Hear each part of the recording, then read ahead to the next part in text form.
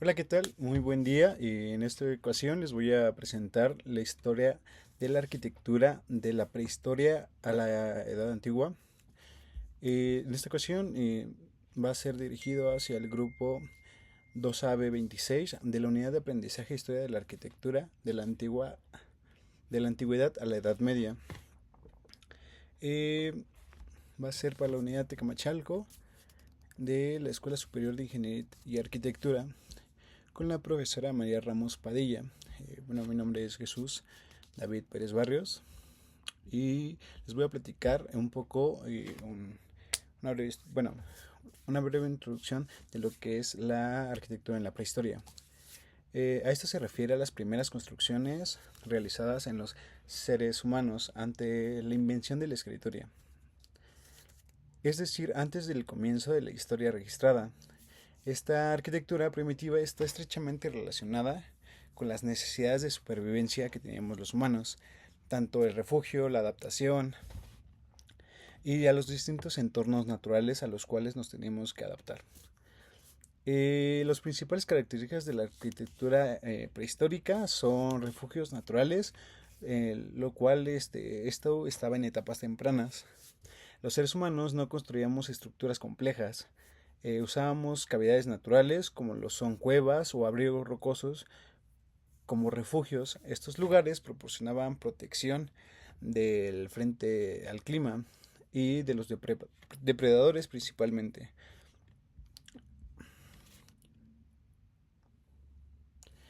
En las construcciones de estructuras simples, a medida como los seres humanos fueron desarrollando las primeras viviendas, eran de materiales como madera, piedra y pieles de animales.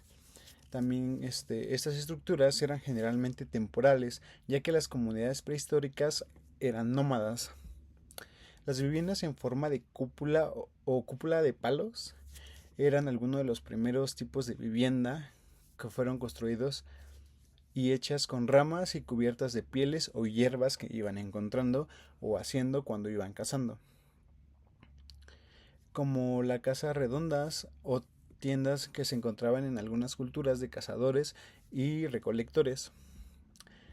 También tenemos las construcciones megalíticas. Estas, durante el Neolítico, la arquitectura comenzó a dar paso a una estructura más duradera y monumental.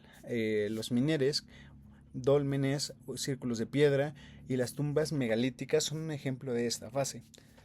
Estas construcciones no solo tenían un propósito utilitario, como lo son como el entretenimiento, sino también simbólico y religioso. Los cólmenes como Stonehenge en Inglaterra son quizá los ejemplos más conocidos que tenemos en la arquitectura monumental. Las primeras aldeas surgen como un auge de arquitectura en el Neolítico. La sociedad humana comienza a asentarse en lugares fijos, lo cual permitió la construcción de aldeas permanentes.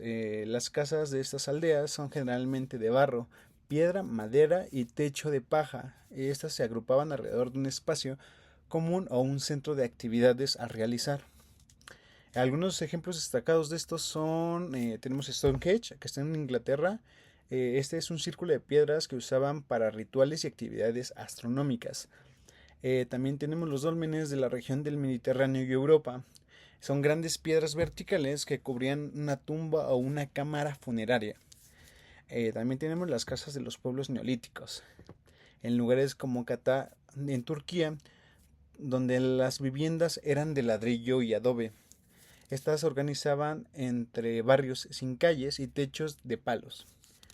En resumen, en la arquitectura prehistórica, en la prehistoria refleja el desarrollo de las primeras formas de construcción que teníamos como humanidad, que van desde los refugios naturales hasta las primeras edificaciones monumentales que evidencian los avances tecnológicos que íbamos teniendo y las creencias espirituales de estas primeras sociedades. También tenemos como el siguiente paso la arquitectura de la antigüedad. Esta se refiere a las grandes construcciones y desarrollos arquitectónicos que tuvieron lugar en la civilización antes de la Edad Media. Este es un punto donde tenemos que partir. Esta etapa de la historia es clave por lo cual marcó la planificación urbana. Las construcciones de los templos, palacios y otros edificios emblemáticos, así como el uso de materiales duraderos, ya no como en la prehistoria, sino como piedra, ladrillo y mármol, por mencionar algunos materiales. A continuación te parezco un panorama general de la arquitectura en alguna de las civilizaciones antiguas. Para empezar, te voy a dar ejemplo como la arquitectura de Egipto, la cual la arquitectura egipcia está estrechamente ligada a la religión y la monarquía. Se destacó por sus monumentos funerarios y los templos. Tenemos como un ejemplo las pirámides. La mayoría son fosas y tumbas. La más famosa es la pirámide de Giza, construida como una tumba para los faraones. Estas estructuras simbolizaban la conexión entre los dioses y los muertos, especialmente el faraón, que se creía que ascendía al cielo al morir. También tenemos los templos, como los templos egipcios eran enormes y decorados con columnas masivas. El templo de Karnak y el de Luxor son un ejemplo más notable. Estos estaban dedicados a los dioses y eran centros de culto religioso. También tenemos un ejemplo como las columnas de la arquitectura egipcia. Un elemento característico de ellos es el uso de columnas de gran tamaño que servían tanto para soportar el techo como para embellecer los templos. Aquí tenemos también otra que es la arquitectura de Mesopotamia. Mesopotamia, actualmente Irak y partes de Siria, es una de las primeras cunas de la civilización, y esta y su arquitectura reflejan su estructura social y religiosa. Tenemos una como son los zigurats. Son grandes templos escalonados, como el Zigurat de Ur, dedicado a los dioses y usados para rituales religiosos. Tenían una estructura de torre escalonada como base rectangular y un templo en la cima. También tenemos como ejemplo los palacios y las murallas. Los palacios de las ciudades de esta Mesopotámica, como el Ninivet o Babilonia, también tenían paredes gruesas y eran símbolos de poder. Las murallas de Babilonia también son célebres, especialmente la puerta de Shahir, que mostraba detalles ornamentales y era parte de un complejo de defensa.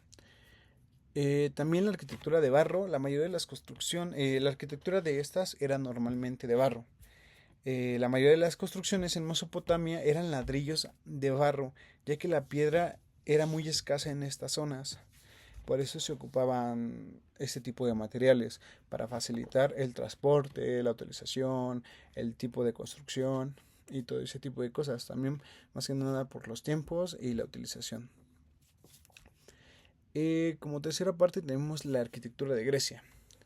Creo que esa la mayoría de los conocemos. Y la arquitectura griega se caracteriza por la creación de templos dedicados a sus dioses y el desarrollo significativo de la planificación urbana. Esto ya va más compleja. Esto ya tiene un poquito más de... Se podría decir que más planificación. Aquí tenemos como ejemplo los templos clásicos. Los templos griegos, como el Partenón de Atenas, son famosos por sus proporciones matemáticas perfectas y el uso de estas para la construcción. El uso de órdenes arquitectónicas como es la dórica, la jónica y la corintia, que dedicaban proporciones y los detalles decorativos de las columnas y otras partes de los edificios. También recordemos mucho los teatros. Los teatros griegos, como el Epidataurio, eran estructuras semicirculares al aire libre, construidas para espectáculos teatrales. Recordemos que esta fue la cuna del teatro. Las musicales.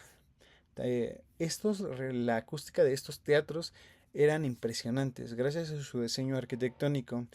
Hay un teatro que el cual está al aire libre, que se podría decir que se entiende desde la primera fila, se puede entender lo mismo o escuchar lo mismo en la primera que en la última, ya que ellos hacían sus proporciones, hacían que los edificios estuvieran situados para el eco y aprovechaban mucho la acústica de ellos. El Stoa era una estructura rectangular con columnas. ¿A qué me refiero? Utilizada en los mercados, en las plazas o en las ciudades. La Stoa de Atena es un ejemplo emblemático de esto. También tenemos la arquitectura romana. La arquitectura romana se destacó en su ingeniería avanzada.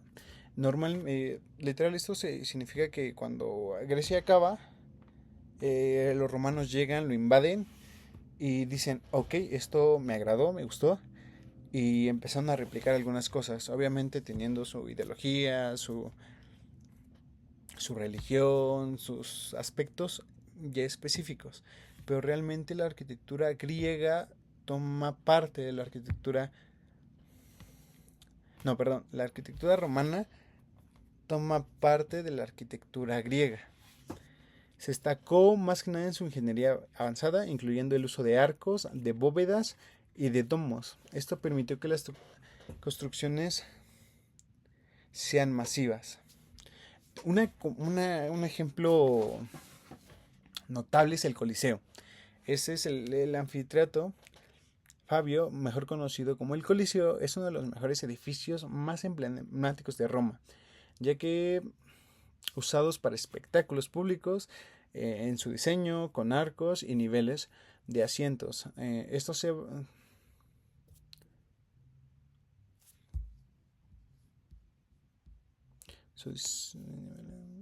basó en la ingeniería de muros y arcos.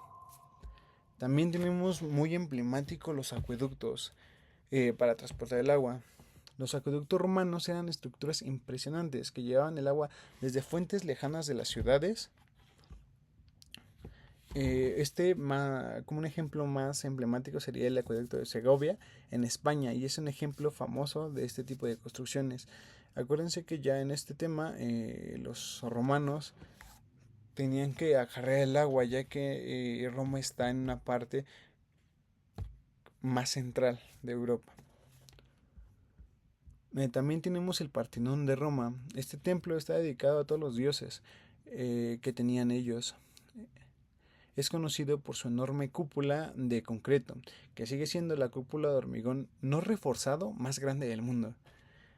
También tenemos los foros y las termas. Los foros eran plazas públicas donde se realizaban actividades comerciales, políticas y sociales. Las termas o baños públicos romanos eran grandes complejos con diferentes salas para los baños calientes, fríos y de vapor. Y solían ser centros sociales, más que nada relajación.